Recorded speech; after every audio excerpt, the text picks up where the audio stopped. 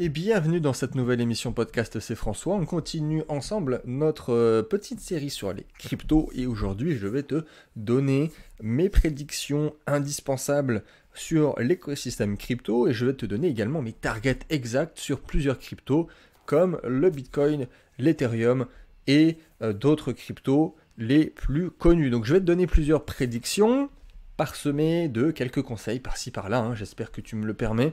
Disons aussi que j'attire un maximum de monde avec cet exercice de style, avec un titre comme celui-ci, et je distille des instructions par la même occasion. Je vais te donner le programme juste après. Je sais que les contenus de prédiction, encore plus les prédictions crypto, sont dangereuses, dangereuses pour tout le monde, dangereuses pour moi aussi, de donner comme ça mon avis. Le marché peut changer très vite, devenir très bullish, devenir très bearish, mais voilà, je le fais. Encore une fois, je l'ai déjà fait par le passé, c'est ma chaîne et pour l'instant, je ne fais que donner mon propre avis qui, au vu de mon portefeuille, est plutôt suivi de très bonnes analyses. Donc si tu veux t'enrichir et maximiser tes profits, on va dire que c'est l'émission qu'il te faut. Je vais te donner plusieurs actifs, des big caps, de grosses capitalisations que je possède et que je conseille, des big caps, donc je garde les small caps et autres pépites pour les membres de mon programme Crypto Révolution. Donc si tu veux les prochaines pépites, les prochains x10, x50, c'est au sein de mon programme, tous les liens dans la description. Et si on va parler des grosses capitalisations avec ces targets exacts, et avant ça je vais te donner deux prédictions. Donc au programme, deux prédictions sur l'ensemble du marché. Ensuite, 5 targets, si je ne me trompe pas, oui c'est ça. Et on va finir par une conclusion sur la meilleure stratégie pour 99,99% des investisseurs. C'est toujours très bien de le rappeler. Et je vais te donner trois petits détails que j'avais encore jamais donnés. Avant de commencer, écoute-moi bien, deux choses. Premièrement, tous les chiffres que je vais te donner, ce n'est que de l'extrapolation. C'est-à-dire que ce n'est pas des conseils financiers directs. N'investis que de l'argent que tu peux te permettre de perdre, fais tes propres analyses, et si tu vas écouter, ici tu vas tout simplement écouter mes réflexions, hein, basées sur mes calculs, mes analyses. Deuxième point, chaque nombre que je vais donner sont trouvés, sont calculés suite à l'étude de données, des données importantes, hein, comme l'étude prédictive par régression logarithmique par exemple, ou encore l'analyse de modèles prédictifs comme le modèle Stock-to-Flow. Sans oublier, on ne l'oublie pas, hein, les analyses purement techniques, comme les retracements de Fibonacci, ou encore les vagues d'Elliott. Donc je ne te donne pas des prix au hasard, des valeurs sorties de mon chapeau, encore moins au feeling. Si tu n'as rien compris à ce que je viens de te dire, c'est que tu es néophyte, c'est que tu es un profil investisseur long terme et non pas trader, donc je t'invite à te former sur tes sujets, et sinon tout simplement à écouter mon émission si elle te permet à sa façon de te permettre de sortir au bon moment. Donc voilà, ça c'était pour les deux prérequis. Pour commencer, je vais te donner plusieurs informations, donc des prédictions, et en plus qui serviront pour les targets que je te donnerai par la suite. Donc la première prédiction pour moi, c'est, on va parler de ça au tout début parce que c'est plus général, on va parler de market cap global. Le market cap global, aujourd'hui on a un peu plus de 2000 milliards, on avait atteint les 2,2, les 2200 milliards, et un des prérequis de mes calculs par crypto, c'est aussi d'abord en amont, d'essayer de calculer le market cap global, parce que des fois on a des gens, ils vont nous sortir, alors que ce soit des pseudo experts, des youtubeurs ou des fois même des particuliers avec qui je discute, ils vont te sortir des valeurs mais ahurissantes, complètement décorrélées de ce cycle-là, de ce cycle haussier. Et si tu fais le calcul de tous les actifs que eux ont donné comme valeur, tu te retrouves avec un market cap global mais qui est énormissime et qui n'a pas lieu d'être vis-à-vis de l'évolution l'évolution pérenne, c'est-à-dire que même si on est sur un bull market, même si il est très impressionnant et même si c'est le monde drastique de la crypto, et il y a des choses qu'on ne peut pas se permettre. Enfin, on sait qu'un market cap, là actuellement, il ne peut pas faire x50 le truc. Donc mon calcul, tout simplement, m'amène à une capitalisation totale de 10 000 milliards maximum. Donc là, je te répète, on est un peu plus de 2000 milliards. mon calcul m'amène à 10 000 milliards. Donc ça dépend aussi, paramètre très important, de la vitesse auquel va le marché et notamment à la vitesse auquel va le Bitcoin. C'est-à-dire que si la phase euphorie arrive trop tôt, admettons, je vais te donner des chiffres, dans les 3 mois qui viennent, pour moi, la capitalisation totale peut monter à allez, 7, 8 milliards seulement. 8 000 milliards seulement, pardon. Donc, j'ai envie de te dire, trop précoce, ça peut aussi amener des prédictions plus légères, en toute logique, car les analyses se font aussi grâce à des phases solides d'accumulation, de construction, et non des phases paraboliques.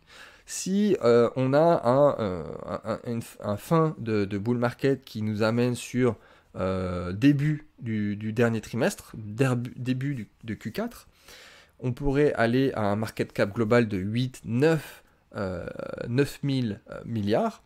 Et si on arrive sur fin du dernier trimestre, donc fin de l'année 2021, là, pour moi, on peut atteindre cette capitalisation totale de 10 000 milliards. Donc je parle du market cap global, car ça a vraiment son importance dans les prédictions des actifs qui arrivent, que je vais te donner. Donc en tout cas, si tu veux donner des prédictions réalistes, il faut aussi prendre en compte la réalité factuelle du marché. C'est-à-dire qu'à un moment donné, l'argent n'est pas infini. Alors même si en ce moment il y a des impressions monétaires de tous les côtés, là pour le coup on va rester réaliste. Cette émission est réaliste. On va essayer de faire du FOMO et de donner des choses qui vont faire perdre de l'argent à beaucoup de monde. Donc ça c'était ma première prédiction. Deuxième prédiction qui sera plus courte, en termes de timing. Le fameux top, le top de notre cycle. Ça va être intéressant de lui donner une grosse fourchette, à commencer par le Bitcoin. Donc pour moi, je le vois toujours, comme je l'avais précédemment annoncé en 2020, c'est toujours la même prédiction, donc je le vois pour le dernier trimestre. Donc pour être large, on va dire, allez, entre août 2021 et janvier 2022. Voilà, comme ça, on prend vraiment Q4 en considération, et pour moi, ça restera, pour l'instant, parce qu'on a eu un mois et demi là où on a bien géré, le Bitcoin s'est bien comporté là dernièrement. Donc je tiens toujours ça comme top de notre cycle actuel. Voici pour mes 2 prédictions et on va enchaîner avec nos prédictions et on va commencer avec notre ami Bitcoin. Donc juste un postulat pour commencer, nous sommes dans la deuxième moitié de ce cycle aussi, du bull run pour les intimes, ce qui veut dire que le ratio risque-reward, donc le risque vis-à-vis du gain que tu vas faire, la prise de risque versus la récompense que tu peux avoir, diminue.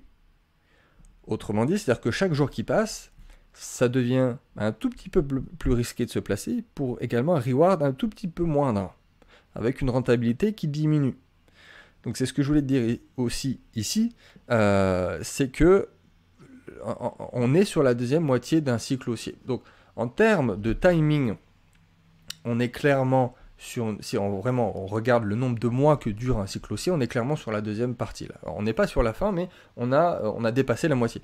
Après, en termes de rentabilité, on sait tous, je l'espère pour toi, que la fin d'un bull market, c'est la phase exponentielle. Donc c'est aussi la phase où tu as le plus de renta. Donc c'est pas parce qu'il reste moins de temps qu'il n'y a plus rien à faire et qu'au contraire il faut sortir de façon précoce. Tu vois, là aujourd'hui il faut plus sortir. Ça devient moins intéressant forcément de rentrer, mais on sait que les 4, 5, 6 dernières semaines vont être celles qui vont nous sortir des bougies vertes qui vont ressembler à rien du tout et ça va nous amener, c'est le fameux to the moon. Donc le ratio risque-reward diminue, mais la fin du bull market va nous ramener énormément de gains. Et deuxième chose par rapport au Bitcoin, l'indice, le fameux indice de dominance du Bitcoin diminue aussi. Donc l'indice de dominance, c'est tout simplement la part du Bitcoin sur l'ensemble du marché des cryptos vis-à-vis de toutes les autres cryptos, ce qu'on appelle les altcoins. Et ça, cette dominance, comme on dit, diminue. Et elle est censée encore diminuer, parce que sur la fin d'un bull market, on a la saison des altcoins, la alt season, et plus grossièrement, les altcoins, normalement, vont mieux performer que le Bitcoin. Voilà, ça c'est dit. Et ça a déjà commencé, hein, encore plus dans les mois à venir, mais ça a déjà commencé et on le voit, il suffit de regarder le graphique dominance Bitcoin. Donc autant on a un market cap global qui peut faire un x5, ce que je t'ai dit tout à l'heure, hein, c'est ma prédiction, ma première prédiction, autant le Bitcoin, je ne le pense pas faire x5 encore. Et ce qui est logique, parce que si la dominance diminue et que l'ensemble du marché dans sa globalité va faire x5, c'est simple comme bonjour, c'est-à-dire que le Bitcoin, lui, ne va pas faire x5. Ce qui est mathématiquement logique. Donc ça donne des gains possibles bien supérieurs aux alts, alors le Bitcoin, lui, il aura une performance moindre. Donc j'annonce la couleur, le Bitcoin sera entre 120 et 150 000. Soit encore un x2, x2,5. Alors clairement, il faudra prendre des bénéfices avant les 150, hein, même idéalement avant les 120, on ne fait pas le mariole, quoi. Je t'invite vraiment à écouter l'émission de la semaine dernière sur le sujet, où on n'a pas parlé de cryptoactifs en particulier, mais on a parlé de stratégie. Et on n'oublie pas que voilà, les cryptos, globalement, ils prennent l'escalier pour monter, et ils prennent l'ascenseur pour descendre. On peut, si vraiment on a une extension exceptionnelle du Bitcoin, on peut aller chercher les 200 000 par exemple, mais c'est pas forcément the target que je privilégie. Ça serait beau, hein, ça serait optimiste, parce que le principe d'un scénario optimiste, mais scénario envisageable, pas le premier à envisager, mais à ne pas mettre de côté. Donc voilà, entre 120 et 150 pour moi. Ensuite, deuxième crypto, on va parler du Cardano. Le Cardano qui a été le mal aimé pendant le bear market, alors que je le mettais souvent en avant. Et Cardano, jusqu'à maintenant, c'est assez exceptionnel. Si ça continue comme ça, il peut être vraiment un des top performeurs de ce cycle. Il a déjà fait un beau x20, enfin en tout cas pour Bibi. La hype est revenue sur le projet. Bref, ADA, comme on l'appelle également, pour moi, d'après mes calculs, toujours sur le dernier trimestre donc 2021, je le vois à 6 $. Alors attention, comme il a déjà bien performé, on peut s'attendre aussi à, en tout cas sur Cardano, particulièrement Cardano, à des grosses corrections sur ADA. Il ne faut pas avoir peur, il peut très bien aller monter à 2, faire une grosse correction, et puis ensuite, effectivement, atteindre ces fameux 6 $. Donc si on regarde, j'ai essayé de pas non plus te mettre tous mes calculs, mais là j'ai regardé aussi la paire Cardano Bitcoin. Je sais qu'il y a des paires sur absolument tout, hein. Là, souvent on parle vis-à-vis du fiat, donc du dollar ou de l'euro, mais il y a les paires ADA Bitcoin. Donc si on regarde la paire ADA Bitcoin, on a encore beaucoup de chemin. C'est-à-dire que si on part sur un postulat, même pas forcément optimiste, mais d'un Bitcoin à 100 000 $ par exemple, et bah si ça nous donne, juste pour atteindre son précédent top du précédent cycle sur la paire Cardano Bitcoin, ça nous donne un Cardano à 8-9 $. Donc dans mes calculs de base c'était à 6, mais on pourrait même monter à 8-9 $.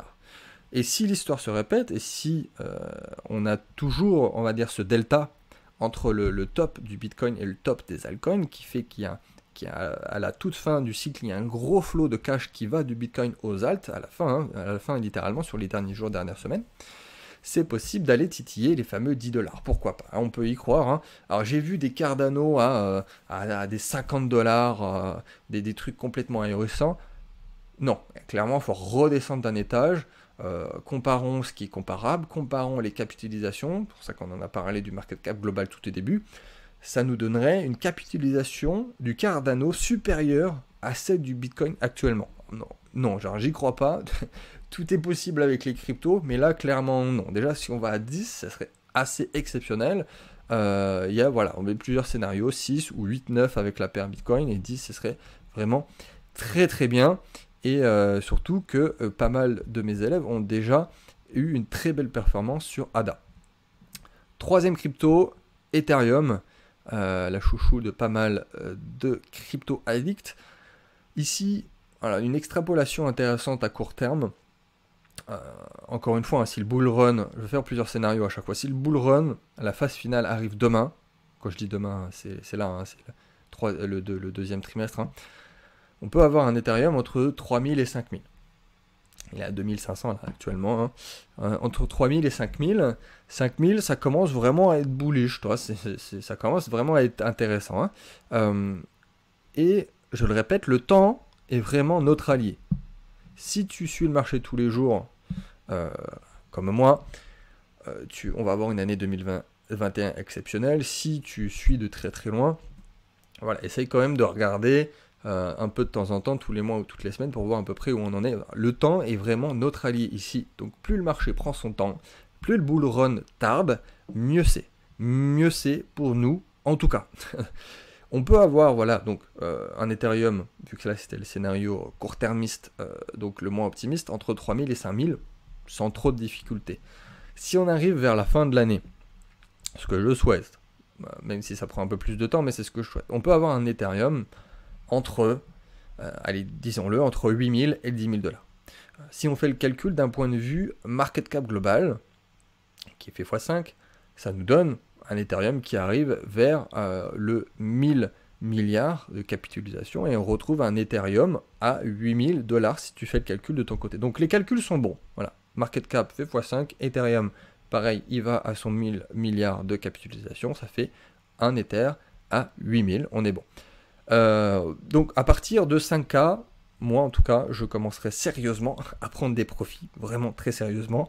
Et à 8000 en tout cas, on peut garder notre fameux Moonbag, et on ne sait jamais si on arrive à 10 000 ou au-dessus. Bon, au-dessus, j'y crois plus trop.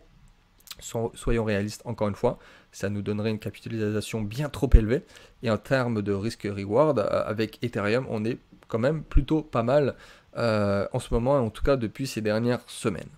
Donne-moi ton avis, hein, dans tous les cas, je ne te le répète pas à chaque fois, mais si tu as des calculs différents des miens, si tu vois les choses autrement, si tu vois la fin du bear market après-demain, n'hésite pas à donner ton avis. Quatrième crypto, Link. Alors pour Link, c'est un peu plus compliqué, je ne te le cache pas. Il suit des règles un petit peu différentes, un petit peu moins faciles à calculer, à analyser, un comportement assez particulier. Donc voilà, moins évident à analyser, notre ami Chainlink. Je suis très content de ma performance avec Link. C'était pour pas mal de mes clients aussi un joli x20. Et ici, mes calculs me donnent un Link à 135 $ en fin de bull run. Je sais, c'est précis, mais bon, 135, c'est 135. Voilà, je vois au moins Link à 3 chiffres, mais je te donne le 135, ça fait plaisir, c'est cadeau. Donc voilà, là tu prends ou tu prends pas. Je vais pas m'attarder sur Link. Les fondamentaux sont là. La communauté de Link est très très belle, donc ça promet. Et je vais te donner une dernière avec XRP. Allez, j'ai hésité à parler de Ripple, mais bon, XRP, il a pris particulièrement cher contre le Bitcoin pendant très longtemps. Donc encore plus avec ces histoires de procès, je ne sais pas si tu as suivi. Hein. Si on regarde la paire XRP BTC, il y a quand même une très très très belle augmentation encore possible pour atteindre la zone, juste la zone la plus haute historique. Hein. On ne parle même pas de dépasser son ATH, c'est son plus haut historique. Donc si on le ramène à la paire XRP $, d'après mes calculs, ça nous donne un Ripple à, roulement de tambour, à 7 $. C'est optimiste, c'est très optimiste, hein. Surtout vu ce qu'on a connu sur Ripple ces dernières semaines. Il était encore à quelques centimes, hein, quelques dizaines de centimes il y a pas si longtemps, il y a quelques jours, hein, il y a quelques semaines. Là, il a 1,5, donc on va dire que c'est plus facile à donner comme target 7 $. Quand il est à 1,5, il a touché même 1,8. Voilà, se positionner maintenant, c'est dangereux. Ripple fait du Ripple, XRP fait du XRP, hein, c'est-à-dire qu'il est beaucoup moins progressif et il est beaucoup moins dans la consolidation, le XRP. Hein. C'est des bougies dans les deux sens, des grosses bougies rouges ou grosses bougies vertes. Voilà, 5 $, ça serait déjà très très bien, voire même assez extraordinaire si on en avait parlé suite au petit procès qu'il y a eu il y a quelques semaines et qui était retombé à 20 centimes. 5 $, ce serait déjà assez extraordinaire quand on remonte à cette période. Donc, après, c'est XRP. C'est XRP, quoi. Donc, c'est très violent. Quand ça remonte, ça passe, ça monte très, très fort. Donc, contre le Bitcoin, c'est haussier. Ici, même après avoir fait ce qu'il a fait dernièrement, il n'y a pas de signe baissier, encore une fois, hormis voilà, très, très court-termiste sur du journalier. Il a pas mal de retard par rapport aux autres, encore une fois, donc ça peut enchaîner les bougies vertes comme il l'a déjà fait, les grosses bougies vertes de folie pendant plusieurs semaines. Donc voilà, je te donne mes targets sur XRP. Voilà, donne-moi, à la limite ça peut être intéressant, en tout cas pour ceux vraiment qui suivent le marché, je ne vais pas te demander si tu es vraiment débutant, mais de me lister ces 5, hein, je te répète donc Bitcoin, Cardano, Ethereum, Link, XRP, et de me donner tes prédictions à toi. Ça peut être très intéressant et on peut même, à la limite, encore une fois, si vraiment si tu suis le marché, et de faire une petite extrapolation de ce qui est donné dans les commentaires. Dernier point, je vais te parler quand même de cette fameuse stratégie. Qu'il est bon de rappeler et de donner quelques petites statistiques et une petite anecdote. Donc, la stratégie de hold avec prise de profit par palier et restera la meilleure stratégie pour 99,80% des investisseurs. Donc, je te mets au défi de me prouver le contraire, d'ailleurs, avec des statistiques, avec des chiffres, s'il te plaît. Et vraiment, je le répète encore une fois, hein, je le répète quasiment à chaque émission crypto que je fais, à chaque émission podcast sur les cryptos, mais voilà, même s'il y a seulement un nouveau auditeur de cette chaîne, bah, on a évité le pire pour lui. Donc je le répète, et alors c'est marrant parce que, alors, moment anecdote du coup, avec un client que j'accompagne en immobilier de base, qui est totalement néophyte en crypto, et qui était rentré sur le Bitcoin vers les 15 000. Alors, 15 000 quelque chose, hein, on n'est pas au dollar près. Et il m'a dit, on venait d'avoir le début de la première correction, de la grosse correction, hein, quand on était monté à 42 000 et qu'on était redescendu à 28 000. Il m'a dit oui, mais est-ce que ça serait pas mieux de vendre maintenant et on rachète aux 20 000 ? J'ai vu beaucoup de monde dire que les 20 000 c'était sûr que ça allait retomber parce que c'était le précédent plus haut. Alors je lui ai dit non, je l'ai arrêté de suite, je lui ai dit non, pas de boule de cristal, tu es néophyte, tu peux y arriver à la rigueur une fois, coup de bol, une deuxième fois vraiment énorme coup de bol, mais derrière tu te loupes et tu perds une potentielle performance, c'est-à-dire que tu peux ne jamais remonter dans le bateau, ou tu peux te faire FOMO, comment dire, c'est-à-dire que tu remontes dans le train et par peur de louper le coche, et tu y laisses des plumes dans l'affaire. Et là, il me dit, oui, mais j'ai entendu plusieurs personnes dire que les 20 000, plus haut, ça va redescendre, puis ça va rebondir. Alors non, sûrement pas. Non, on n'en sait rien. Alors, il a bien fait de m'écouter. Il l'a fait. Et il n'a rien fait, du coup, parce que je lui avais dit de rien faire. Et tant mieux pour lui, parce qu'il serait toujours en train d'attendre, comme beaucoup. Je l'espère pas trop, mais il y en a certains qui attendent encore les 20 000 et ils auraient loupé des gains faramineux. Donc ça, c'était pour cette petite anecdote de cette fameuse stratégie de hold, parce qu'il était beaucoup trop tôt, on était au tout début du bull market, et là même actuellement, c'est encore trop tôt pour vendre.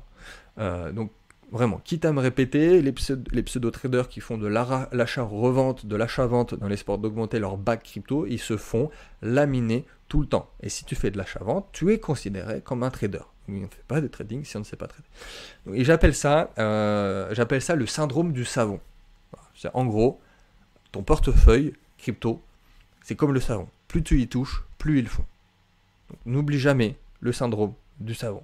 N'oublie jamais le syndrome perdant du savon. Donc reste concentré sur tes objectifs. Un léger changement de cap, ça peut être acceptable. Une réanalyse du marché, c'est acceptable. Mais assure-toi de vraiment rester sur la bonne voie. Opte pour la simplicité. De plus, ça te fera gagner du temps, de l'énergie pour toi. Ta santé mentale te remerciera. Ta vie de famille te remerciera. Donc voilà, on a parlé pas mal de prédictions. Si tu veux un peu plus de détails, l'émission de la semaine dernière est parfaite pour toi. Dans le podcast précédent, on a parlé stratégie, plan d'action, technique, émotion. On n'a pas parlé d'actifs en particulier comme on l'a fait cette semaine. Si toi aussi tu veux devenir une machine, devenir un investisseur crypto très rentable de suite sans sacrifier ta vie pour le coup, je t'invite à nous rejoindre au sein du programme Crypto Révolution qui, je le précise car je reçois pas mal de questions sur le programme en ce moment. Le programme, il est composé de 4 grandes parties. Il y a la formation en ligne, il y a le groupe privé avec tous les investisseurs, moi-même, mon équipe, il y a mon portefeuille en live, en direct, et l'actu hebdomadaire du marché crypto-blockchain. Donc c'est un accès à vie, tu n'as rien à payer derrière, tu as un accès à toutes les mises à jour. En général, il y a une mise à jour au minimum par an, là actuellement il y en a même une par mois. Donc si tu as le moindre doute avant ta commande, tu peux toujours avoir un membre de mon équipe au téléphone. Je te mets le lien direct de la hotline Riche à 30 ans dans la description. Et je te dis à très vite, je finis encore une fois sur une citation. Les marchés sont un moyen de transférer de l'argent de la patient au patient. Warren Buffett. Donc je te dis à très vite et à la semaine prochaine pour une nouvelle émission.